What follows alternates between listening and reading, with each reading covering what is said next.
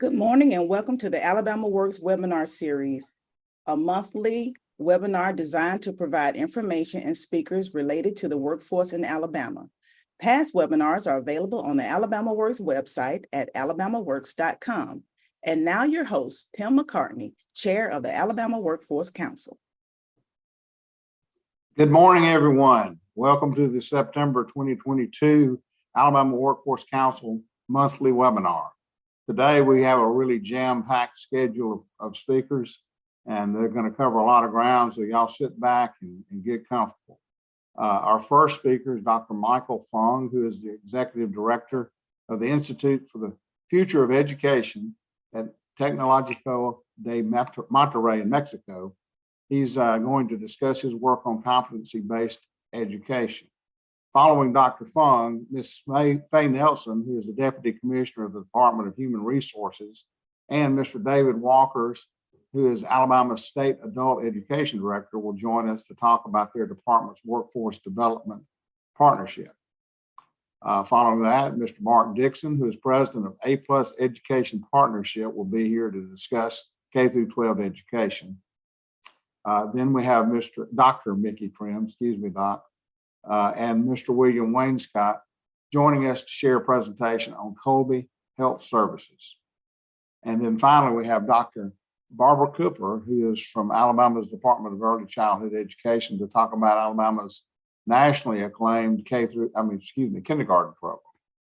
And then finally, as usual, we're going to have Nick Moore bring us up to date on the Labor Department numbers. And Nick's joining us from the road as long as his broadband is continuing working. So without further ado, Dr. Fung, the floor is yours.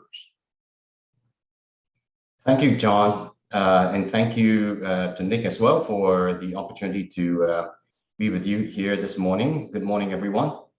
Can you hear me fine? Yes, sir. Okay, that's great. So just a very quick background about myself. I started in technology development, but spent the last 16 years in education and training. Prior to this role at Tec de Monterrey, I was in Singapore leading the Skills Future movement, building a comprehensive workforce skills development system there. I'm now leading the Institute for the Future Education at Tec de Monterrey. I'm also a board member and advisor to a number of accreditation and skills development bodies in Hong Kong and the Middle East and so on. So this is a topic that's very close to my heart. The first question is, why are we talking about competency-based education? And in my conversations with policymakers, with institutional leaders, I don't think there's enough recognition of the importance of this. And we are all familiar with the fact that disruptions are hitting us with increasing frequency and impact. And we're starting to realize that traditional educational systems are not sufficiently agile and flexible. And we're starting to see growing structural skills gaps. And this is elevating and accelerating, especially through the COVID pandemic. The expectations of employers and learners have also risen over the years. So employers are looking for return on investment on training for their employees, and learners, whether they're coming out from higher education or from the workforce, they're looking for return on investment as well. Is it going to get them the next job and so on? So this sets the scene really for competency-based education, because it will bring about a more responsive system of education and training. Now, what's the challenges when you think about competency-based education? First, we need to map competencies from jobs. What kind of competencies is needed for different jobs? What do our education and training programs offer in terms of acquisition of competencies? Now, the mapping is only the first part of it. Refreshing it and keeping it updated, that's a major challenge. How do we use technology? How do we use inputs from industry, various sources of data to refresh our competency maps?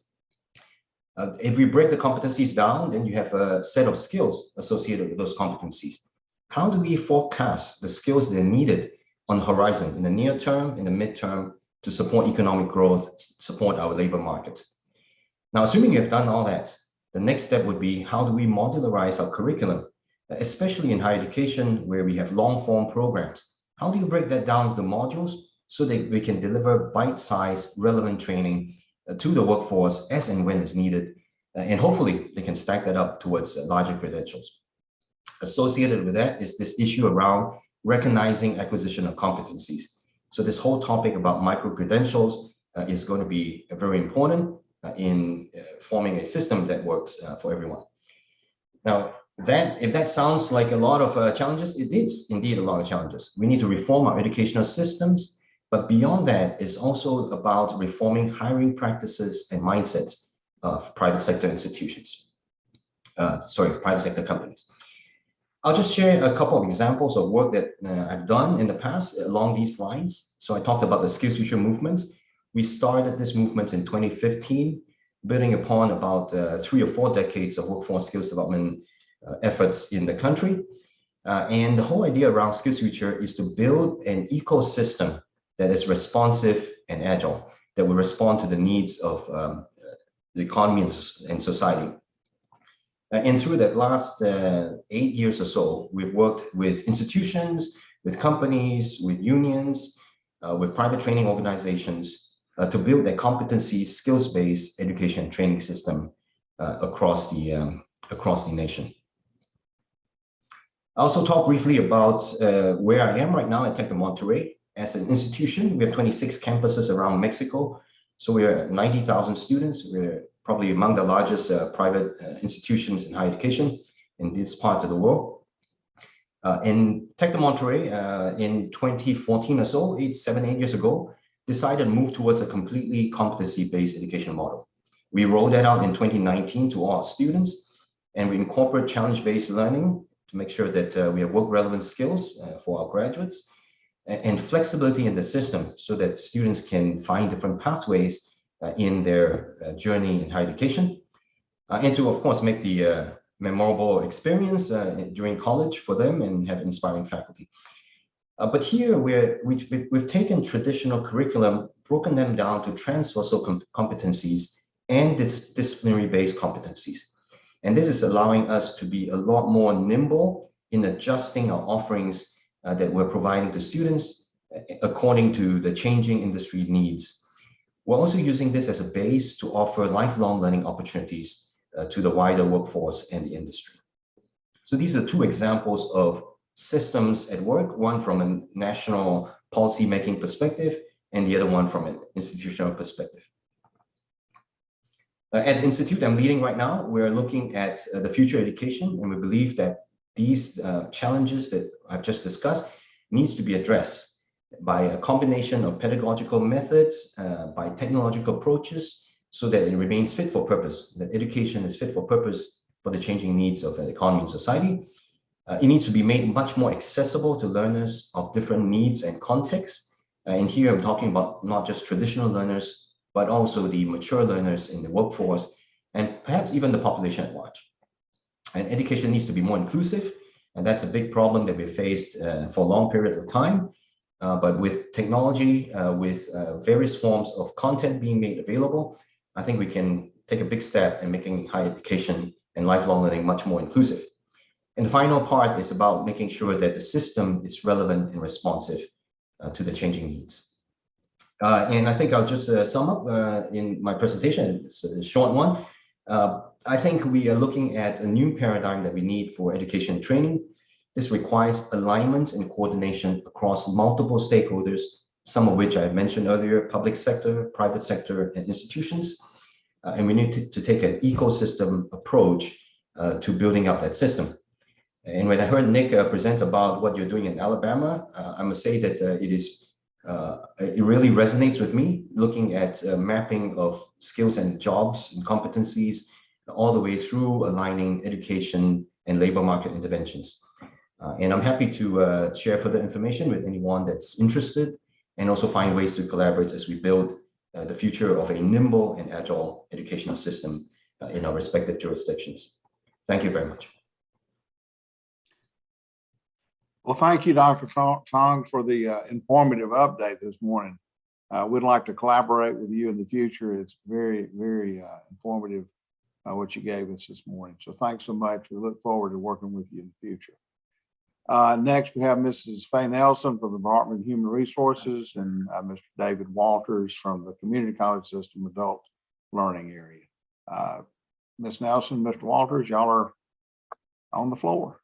Okay, good morning. Good morning. And thank you all so much for this opportunity to allow me to share some of DHR's work with the Alabama Community College System. We've had a partnership with the community college for really over 20 years now. Our goal was, and it continues to be, to provide services to our special population. We're talking about our TANF and SNAP clients, because we want to enable them to become job ready.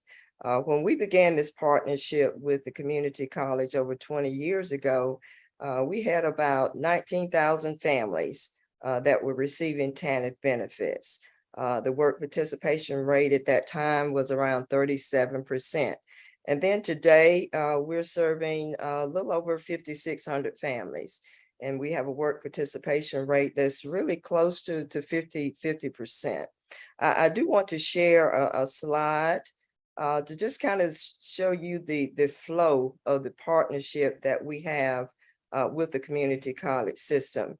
They're not only serving our TANF individuals, but they are also including individuals, families who are up to 200% of the federal poverty level.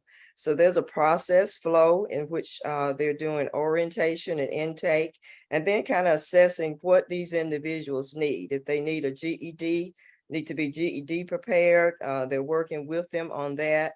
If there's some employment preparation services that these individuals need, and enable them to get certificates or diplomas, stackable credentials, which will lead to employment. And then we have packets that we fund to the community colleges to serve these individuals. And as you can see from the flow chart, it identifies pretty much what those packages include, with the overall goal really of helping individuals to be prepared for employment.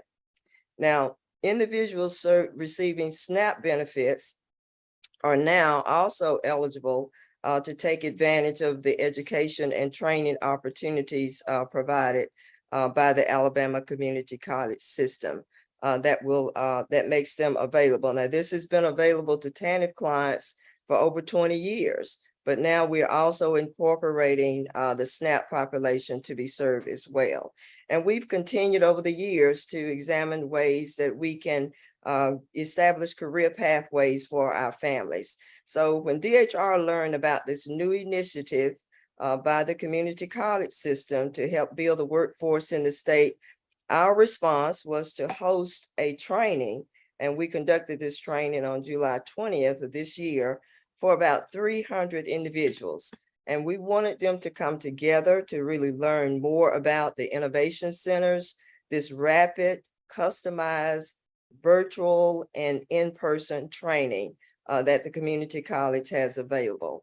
So what David will present to you today, that you'll have an opportunity to hear from him in an abbreviated format, the 2-hour training that they provided to not only DHR staff, but they also provided to all of the Family Resource Center employees, as well as community partners that we brought together to hear about this very innovative short-term training that we feel will really be a game changer for the individuals to take advantage of this training opportunity and enable them to enter into the workforce more rapidly. So I'm going to turn it over to David to just give you all, as I said, abbreviated format of the very powerful training that the community college presented to over 300 participants that we brought together to hear about this great opportunity. So David, I'll turn it. Well, Faith, thank you. And certainly it's great to follow Faith. She did a wonderful job of setting me up for this. And certainly we're excited about working very closely with DHR as well as all of our partners. So what I've done here is I've kind of coursed out the presentation that we did for DHR. I'm going to take some liberties and kind of go through it rather quickly because I think we're pressed on time this morning, but I've got a QR code that if you've got a smartphone device, all you have to do is click on it and it'll pull up the full presentation so you can watch it at your leisure or you can follow along with me this morning. Now, what I'm going to do is skip around pretty quickly, but I'm going to take you on a quick journey and show you kind of the adult ed team. Certainly, we got a great team in the field of adult ed, some wonderful people doing some great work. So that's my team. There's about 13 of us doing the adult ed work across the state of Alabama, which is certainly a large endeavor. But we are very pleased to work closely with DHR and what they're offering. So you can see some of the services that we offer through adult ed. We do basic literacy services all the way up to GED preparation, all the way up to workforce preparation. We also do integrated English literacy civics education.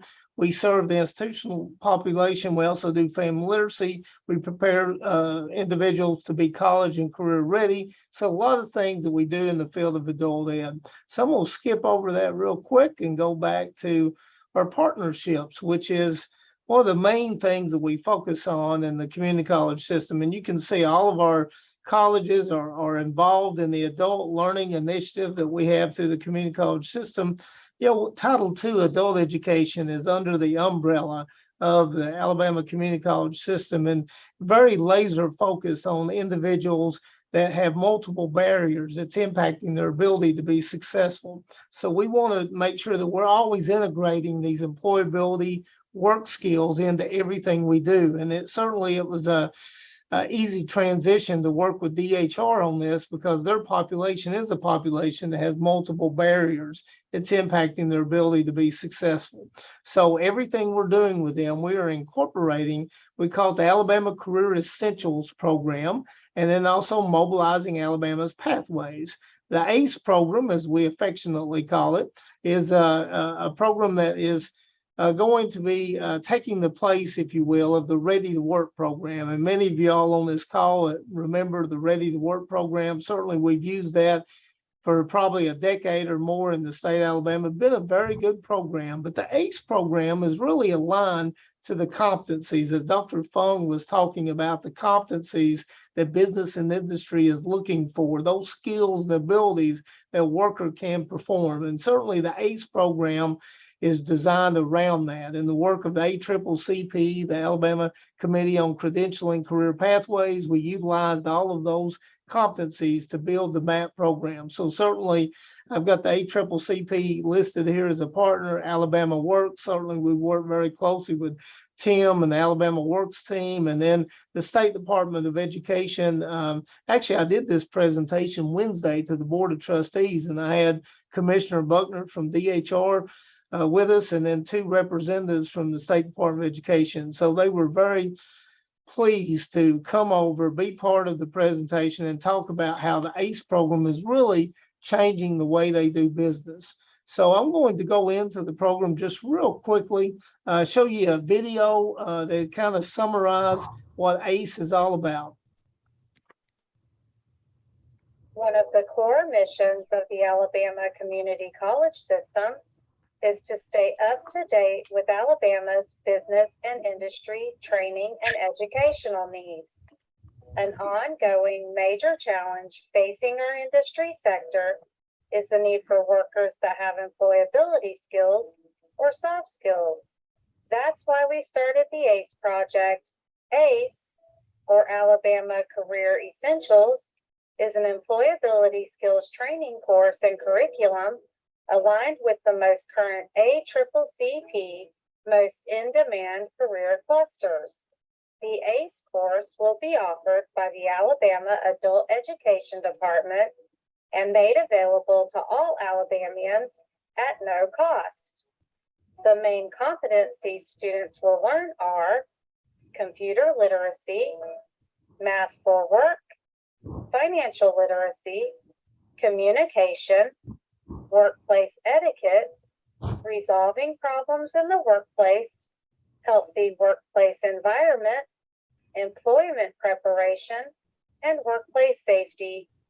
The ACE course will help get learners on track to employment, a job promotion, or a specific career pathway credential. The course offers flexible learning options such as online, hybrid, or in person, and can be individualized to meet each learner's needs. A variety of interactives such as drag and drop, sorting,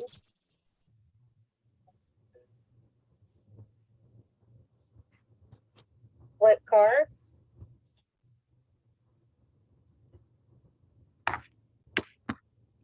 label graphics,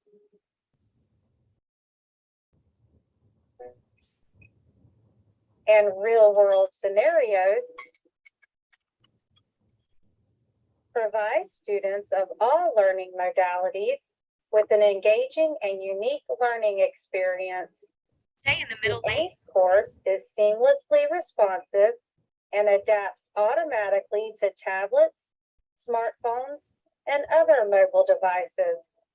Whether they're at home, at school, or on the go, learners always have an optimal learning experience. Students who complete the course will earn the Alabama Certified Employee Credential. Students will also have options to earn their WorkKey certifications and move on to earn MAP certifications or begin a Skills for Success rapid training course. No matter the student's goals, the ACE course will get them started on the pathway to success.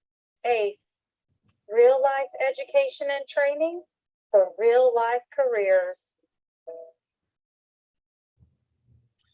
And I'm going to stop right there. I know my time's up and I think we had 10 minutes, but I'd love, Tim, if you will, an opportunity to maybe go and dive deeper into the ACE program. Also, we mentioned the Mobilizing Alabama's Pathways and then Skills for Success. So maybe next time I could have a full hour and I'll just dive into the all of those things I just mentioned with you all. But I'll stop there. Certainly, if there's any questions or later on, if more information I can provide to you, just let me know. But the QR code will give you a lot of information that I wasn't able to share this morning. Tim, I'll turn it back over to you. Thank you, David and Faye. Appreciate that. That's great information. And David, we'll work that out. Like I say, we'll probably be able to post. I know we can post it on the AlabamaWorks website, and we will encourage all of our members to channel people toward that.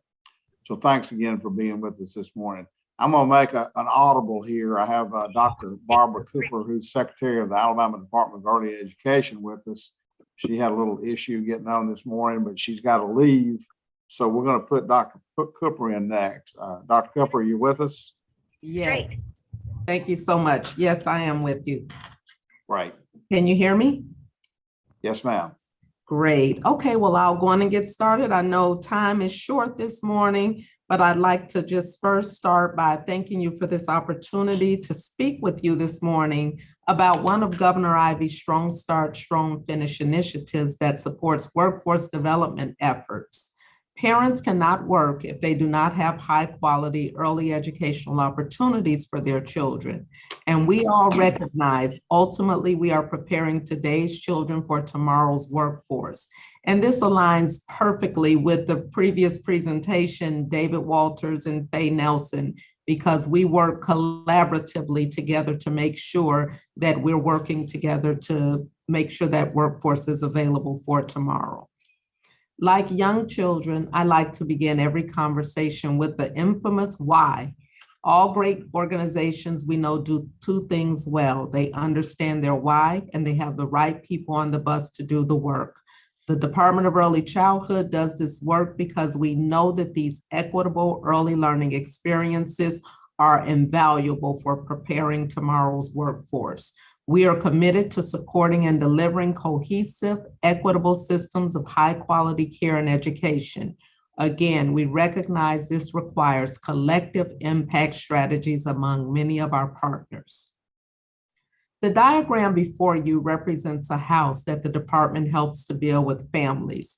The programs we administer provide everything needed for both a strong family foundation as well as the education Alabama's children need to enter the K-12 school system, ready to learn and to begin their journey of becoming productive members of our state.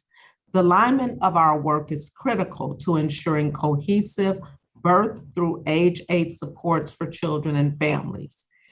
Most of us recognize that before a child enters pre-K, many social connections and important brain building work is happening.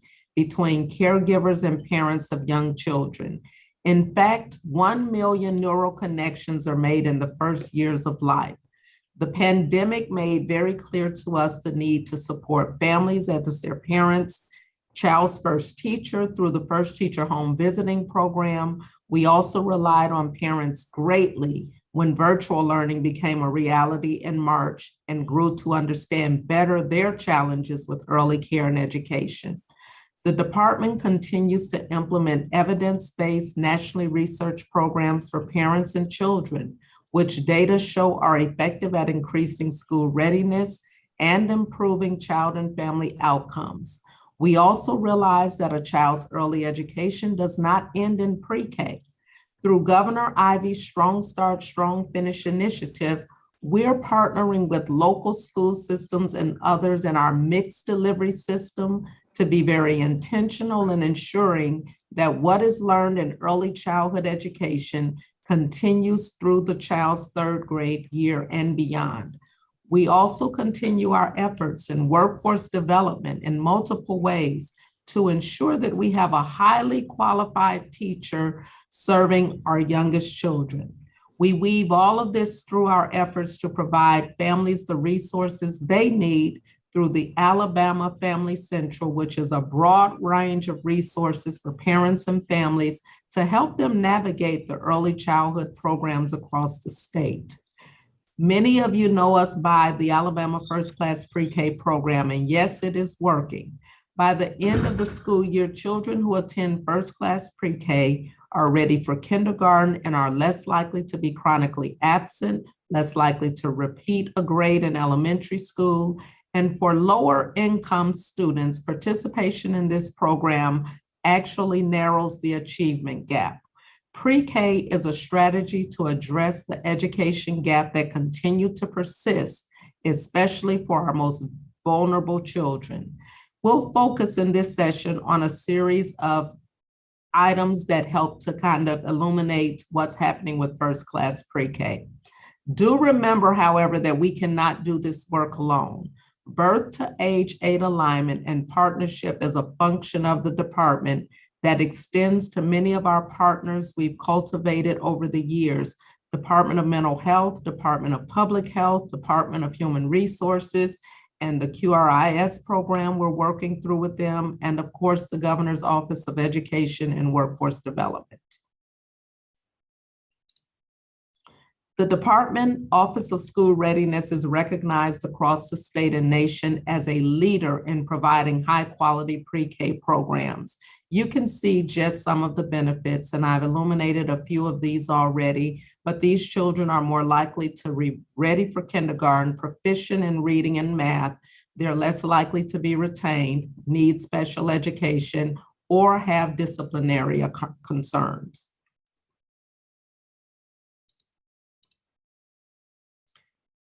At entry into First Class Pre-K, many of our children were performing below widely held expectations for their age across all domains of school readiness. After completing the first year of pre-K, nearly all children were meeting or exceeding widely held expectations across domains. Without First Class Pre-K, many of these students would arrive in their kindergarten class below expectations for school readiness, threatening their future school success. As you can see, we have been focused on incremental expansion of our program since 2013. And this year, we will actually serve 46% of our 4-year-old children in Alabama, with a goal of serving 70% by 2026. What makes these programs high quality are the teacher credentials that are required, the research-based developmentally appropriate assessments, the low teacher to student ratios. We provide pay parity for our teachers, job-embedded professional development, and coaching and monitoring that happens in all over 1,400 classrooms across our state. The pandemic highlighted many challenges. Early learning and childcare were definitely impacted. As I have shared, we have several programs and initiatives within the department aimed at improving childcare in Alabama. Early care and education supports our state's workforce in three very important ways. Working parents need high-quality child care and learning options to keep working. Today's pre-K students are tomorrow's workforce. We want them to have the best start possible to put them on a trajectory for success. We provide valuable training opportunities to our workforce of over 2,000 early learning teachers and staff. It is important that if K-12 teachers and staff are provided a raise, first-class pre-K staff are also included. And we thank our legislators for having this consideration and allowing us to also be able to continue to pay our teachers some same salaries. What does success look like in our programs? A strategic plan with realistic goals, starting early, collaboration and clarity of mission across all departments who serve early childhood educators and children, family and community buy-in, family supports, access to high-quality early childhood programs. We pride ourselves on being a data-informed department that is focused on making sure that the data determines other programs that are needed to be successful. A trained and compensated workforce is critical. We are working on our recruitment and retention efforts constantly because we know that our workforce have options and that we need to make sure that we're growing our own to be able to sustain the programs that we've started. Success also looks like sufficient resources to continue meeting the needs of Alabama's children. The way we are focused on what success look like is having a vision for our department, of course, and the strategic priorities that will lead us through 2026. Over the next 3 years, we will focus heavily on our organizational health, our family engagement efforts, high quality programs and services, growing our workforce and maintaining our workforce, and the strategic partnerships that are vital to the work moving forward. As I shared at the beginning, we want to begin and end every question with our why. Our why keeps us coming back each day, and this why are the children and families in Alabama. Ultimately, we do this work because we know that we are making a difference in the lives of children and families. Through this work, we impact eternity, and so we want to take it very seriously. I'm hopeful that you will each use your areas of influence to continue sharing the importance of the first 5 years in a child's life when 95% of the brain is being developed. Together, I know we will continue to make breakthroughs to make our impact even greater for children and families in Alabama. Thank you.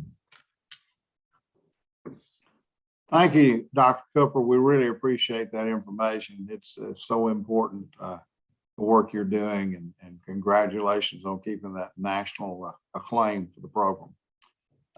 Next, we will have Mr. Mark Dixon from A+ Education Partnership. Mark, you can take it away. Good morning. Thanks so much for having me. I'm Mark Dixon with A+ Education Partnership.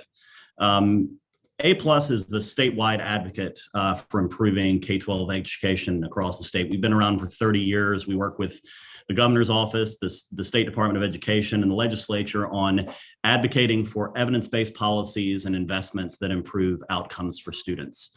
But we also advocate, or we also have 2 programs that operate directly in schools so that we're having an impact directly on the ground. And that's with the Alabama Best Practices Center that provides professional development to school leaders and teachers across the state, as well as A+ College Ready, which is our program that partners with the state to expand access to advanced placement and other rigorous courses beginning in 6th grade and working through high school with the goal of making students prepared for college and career. Today, I wanted to hit on just a couple of items that have been significant over the last several years. The first I'll touch on is the Alabama the Alabama Literacy Act, and I'll touch on the Alabama Numeracy Act, which is newly passed in 2022 and very exciting. And then just a quick hit on the $3 billion of federal stimulus funding that are coming into Alabama.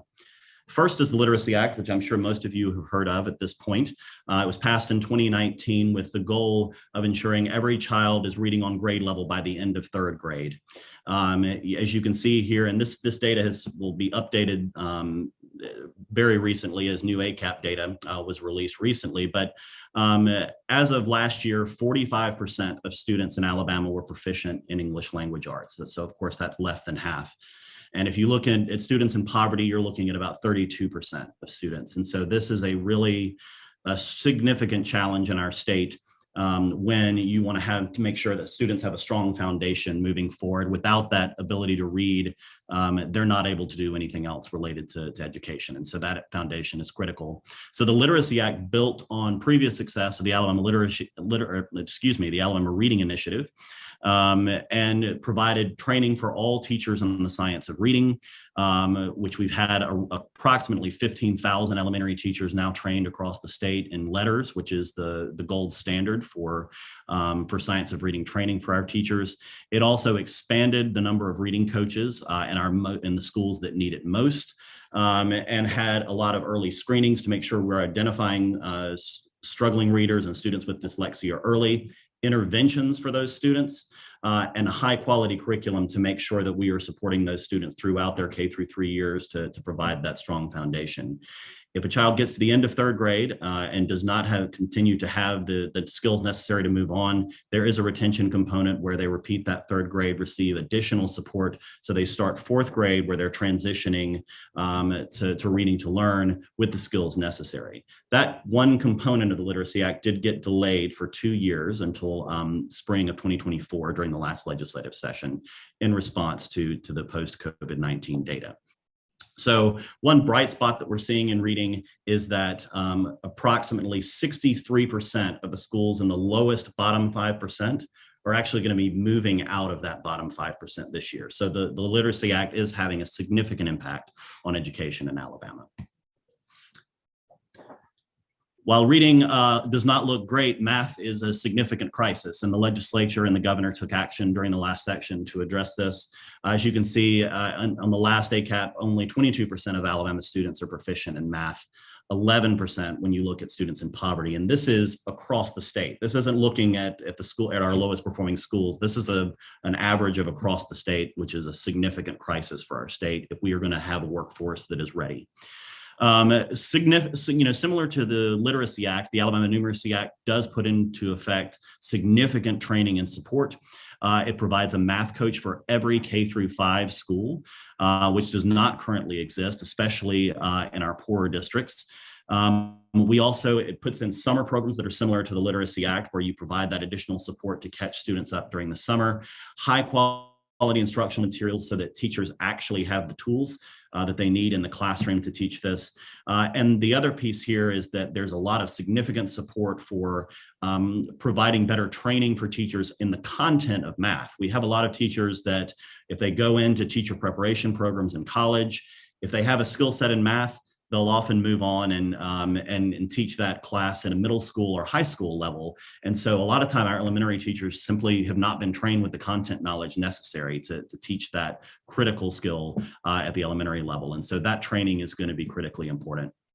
Finally, the bill does put in a school turnaround model for accountability. If the schools do not improve, there is state intervention with additional support after 4 years, and after another 3 years, if they have not improved, they have to either the local board will choose either to convert that school into a charter school, bring in a receiver with expertise in school turnaround, or reconstitute the school and bring in a new team with new leadership to work on adjusting that school and providing those students what they deserve as a quality education.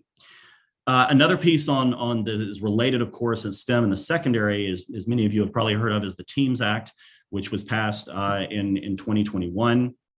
This is an amazing step forward in how we compensate STEM teachers beginning in grade 6 in the secondary years.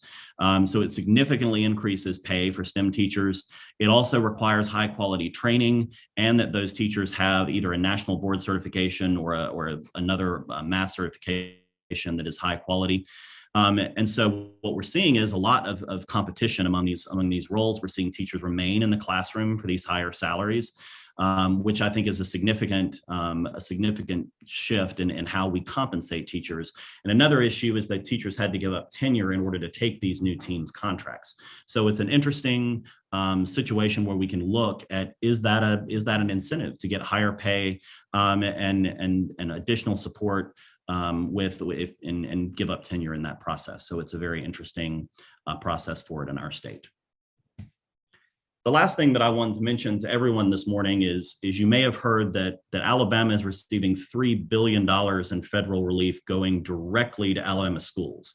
This is in addition to all the money you're hearing about at the state level and money that has been sent down so far. This is money that is going directly to local school districts to help with COVID relief. And so what A+ has done is create really two big opportunities for parents, families, educators, and districts.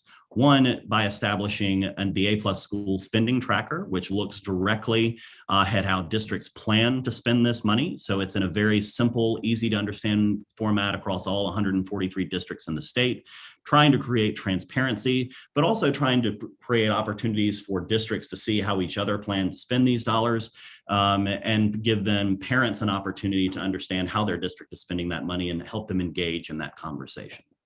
And the companion to that is the A+ Advocate Toolkit, which looks at effective strategies for improving student achievement, whether that be high dosage tutoring, summer and after school programming, and other programs, where it simply provides a checklist so that parents can say, are we, for example, if you're doing tutoring, is it multiple times per week? Is the tutor trained? And so it gives the checklist for parents and families to go through in that space. So you can access this here, and I'll of course share the PowerPoint with the team afterwards so that they can send out the tracker and provide you this data.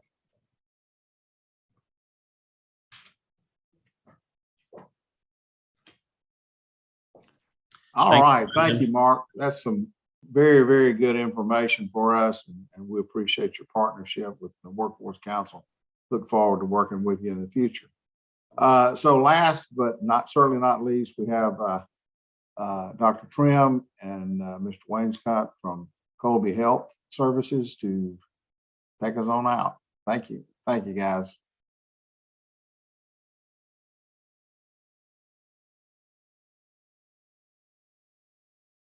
William's Floor is yours. yeah, okay, thank you. Okay. William is going to pull up the slides, and I'm going to talk, and he's going to run the slides. Is our plan.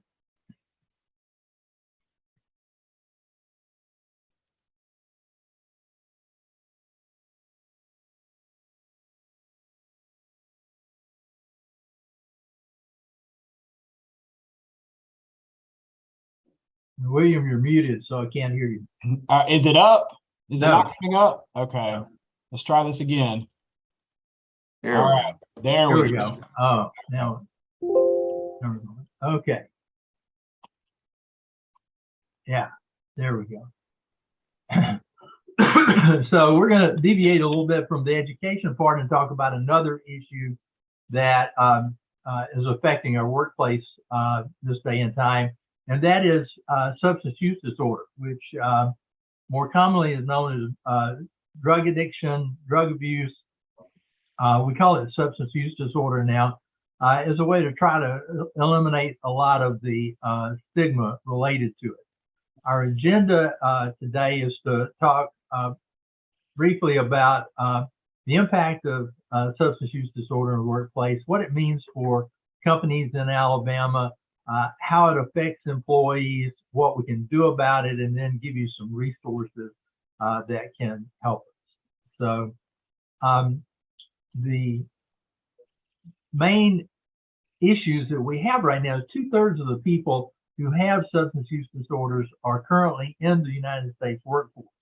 Over 14 million people, above 1 in every 13 adults abuses alcohol, and alcohol is the most prevalent drug problem that we have. There's also 11 million people aged 12 and above who misuse opioids in any 1 year. That has resulted in 2020 in over 100,000 opioid-related deaths. 95% of those occurred in working age adults.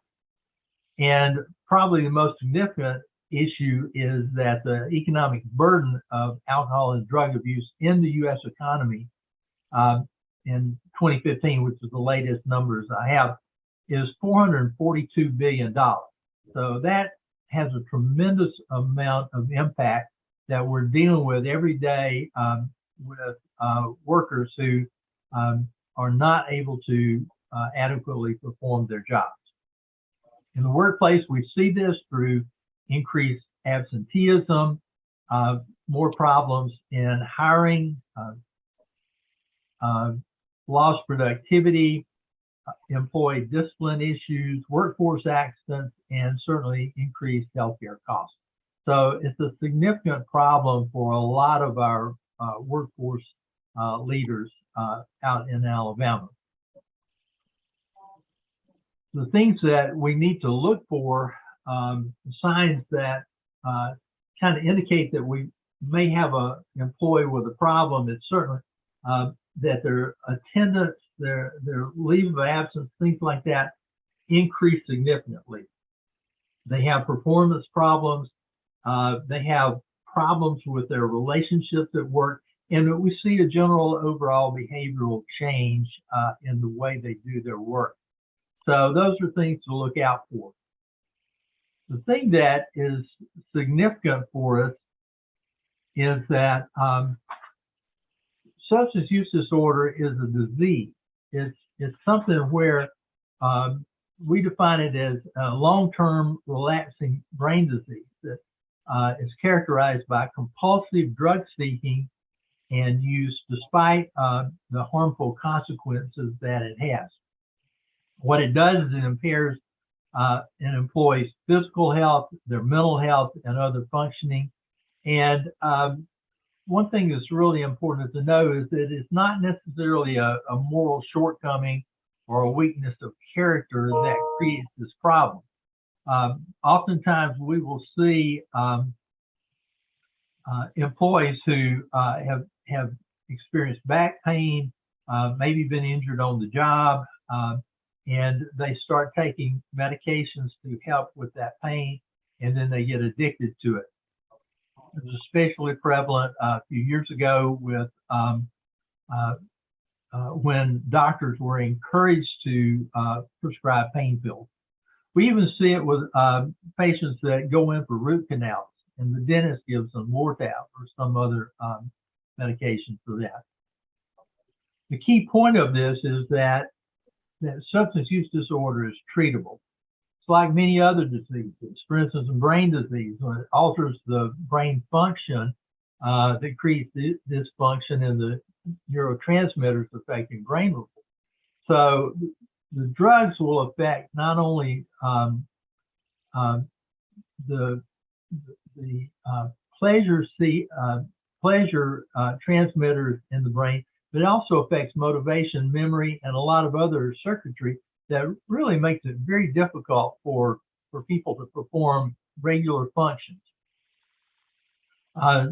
Just like we can see in an MRI, the difference between a healthy heart and a diseased heart, we can see the same thing in people who have substance use disorder.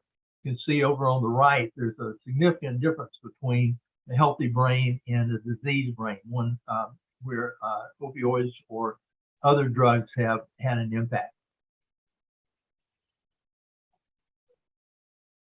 So what happens when a person starts taking opioids and they become addicted is that the brain is basically reprogrammed. There are receptors, opioid receptors in the brain that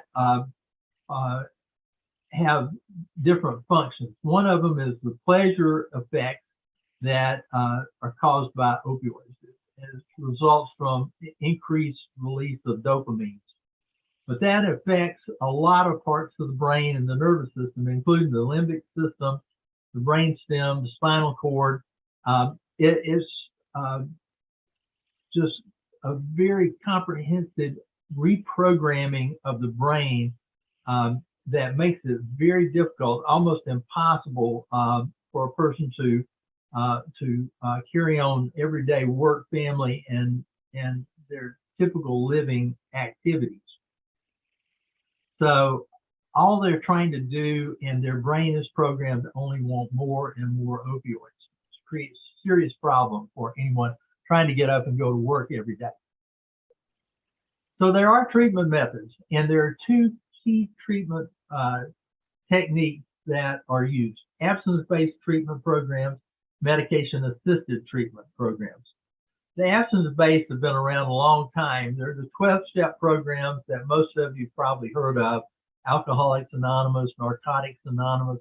Alcoholics Anonymous has been around since 1935, so a lot of people know about those. The medication-assisted treatment programs, though, are a little different. Those are newer, and basically what they do is they use medications that help alleviate the strong desires that are created by the addiction, and we pair that with counseling and behavioral therapy. So we're using counselors, social workers, people like that, to pair with the physician prescribing certain medications. Those medications, probably the one that most everybody may have heard of is Suboxone. Methadone is another one that's fairly prevalent. Vivitrol and naloxone are others. Vivitrol, by the way, is extremely successful in treating people with alcoholism and alcohol problems.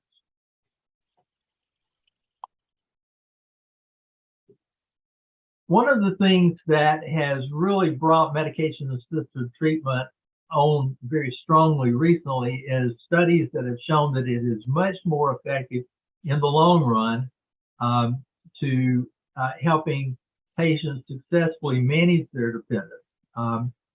A very large study done by the National Drug Abuse Treatment Clinical Trials Network showed that medication-assisted treatment programs were 49% effective compared to only 7% for abstinence-based treatments. Now, that's less than half. That means that it's a very, very difficult effort to try to help people recover from opioid addiction.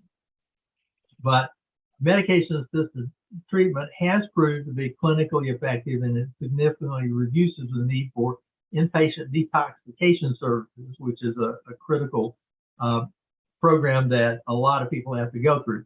Medication-assisted treatments provide a more comprehensive, individually tailored program of medications and behavioral therapy that address the needs of most patients. So it is the gold standard right now in how we treat them. What happens when we use medication-assisted treatment is we use a small amount of a drug called buprenorphine, which creates a small high, a very light, much less intensive high than the opioids do, but it gives the brain neurotransmitters something that helps them sort of level out.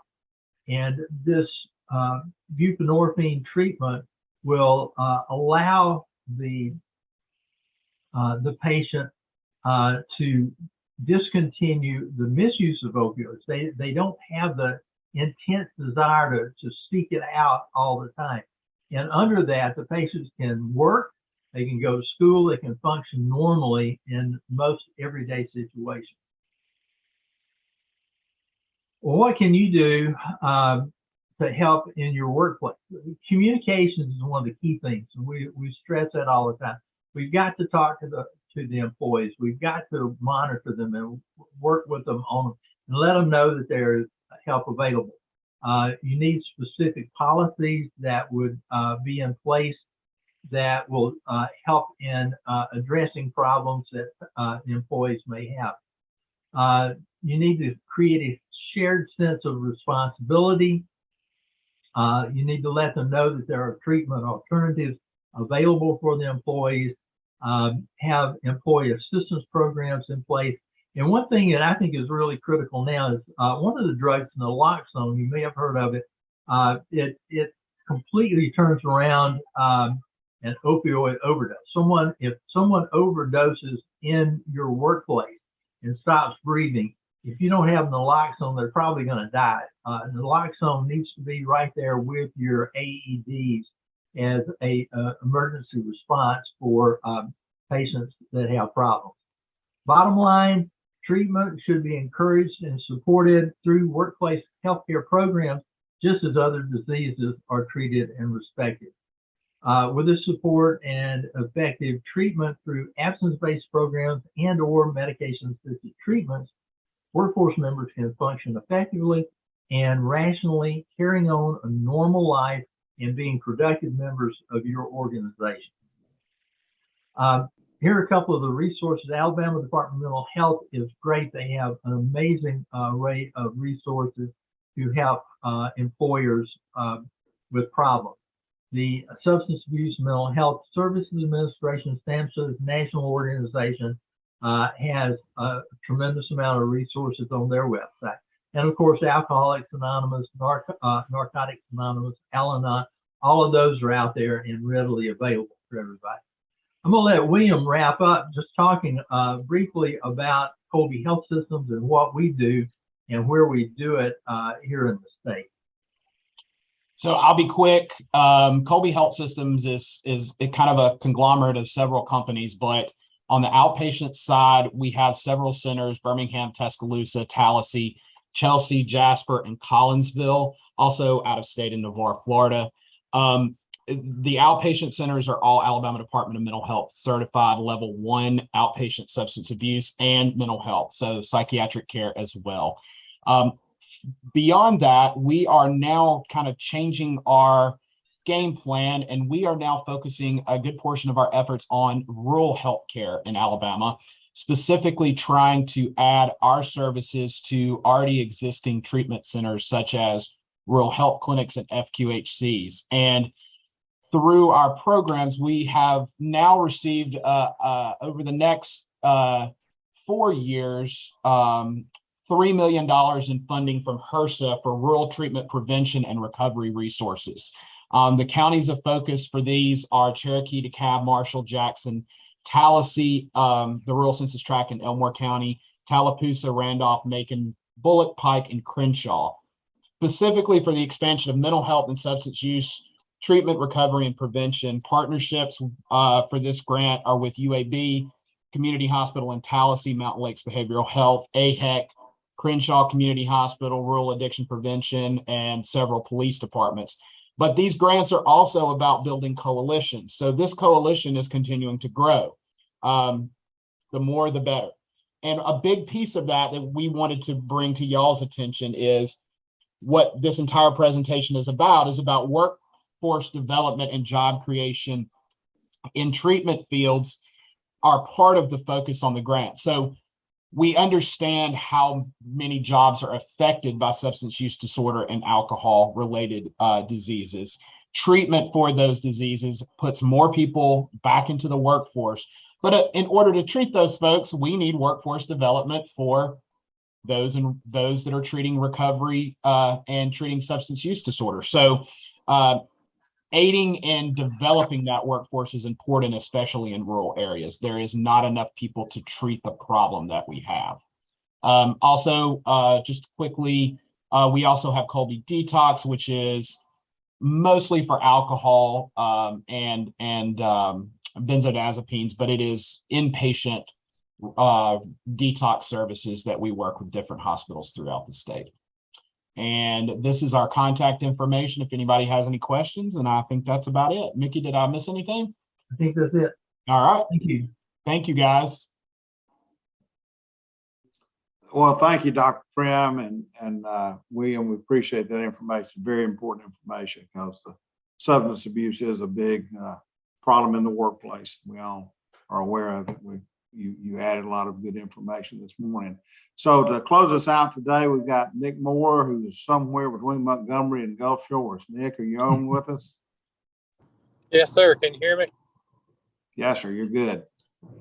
Wonderful. Well, I'm not going to share any slides. I'm going to ask that the team send that out to participants, but I just want to highlight the fact that Alabama has got the lowest unemployment rate in the Southeast for 22 months in a row at 2.6%.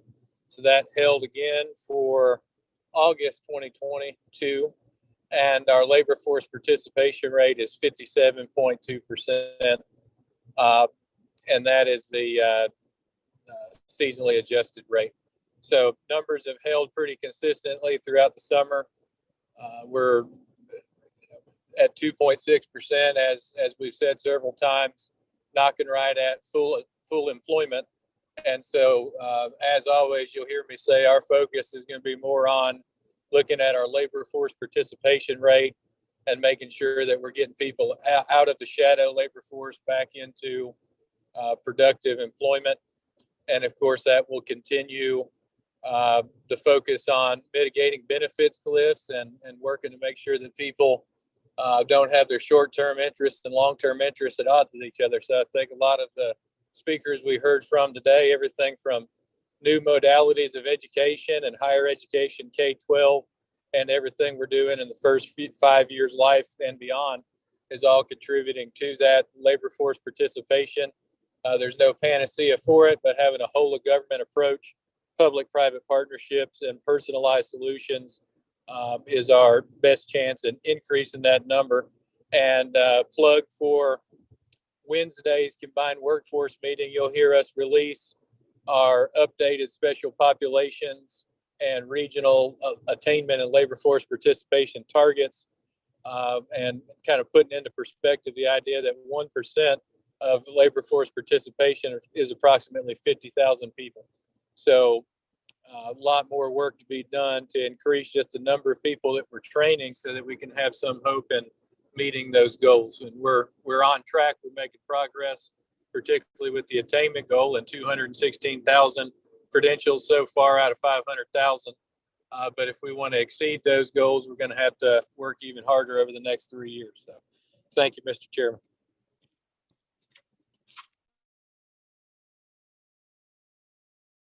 You're muted.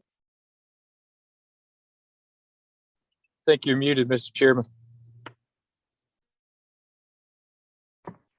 Sorry about that. Now I'll repeat what I said. Thanks, Nick. Thanks for the update. I want to thank all the speakers that joined us today. It was great information. We'll post your contact information on the website, the AlabamaWorks website. The webinar will be there for other people to come see and at their leisure. So thanks again. We look forward to seeing y'all in October. We'll be back. So I believe it's the 17th. Is that right, Nick?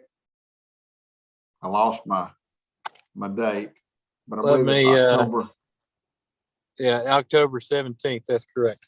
17th, 9 o'clock. But again, always you can go to the AlabamaWorks website, alabamaworks.com, to see the other workforce webinars. So have a good week. Hope everything goes well.